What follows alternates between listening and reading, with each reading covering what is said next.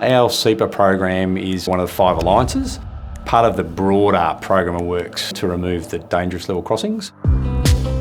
A typical occupation on a Langarork site is very busy. Loaders, excavators, telehandlers, there's a lot going on.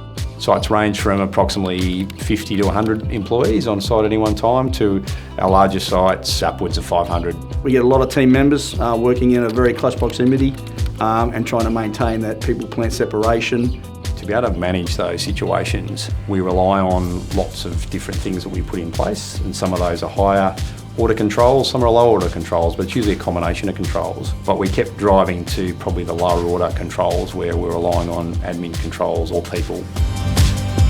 What triggered us to look at safety solutions like blindsight? We used to use a lot more spotters, people in the field next to the machines. But now the blind side is there for that extra protection for them, and the operator will hear the beep, will see the light and know if someone is trying to step into their area.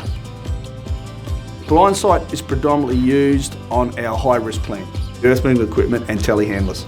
Our blindsight data is reviewed monthly, and then it's fed back through our communication processor to the crews, letting you know what at-risk behaviours we've been identifying. There's actual visual in there as well. Visual examples are always far better than just talking to someone. If you can raise awareness amongst the crews and the operators, that means people are thinking. Once you get them thinking, the actual functionality of blindsight itself does the rest. It's reinforcing particularly the importance of the controls and the physical controls we put in place. It's been important to know also where our pinch points are in terms of where there are tighter areas that we're working in or there are areas that are more challenging, and sometimes you don't know that until you actually can mine the data and see, okay, we know that's a really challenging area now, perhaps we weren't aware of that in the first place. Blindsight has shown us that there's possibility around how we manage worksite safety.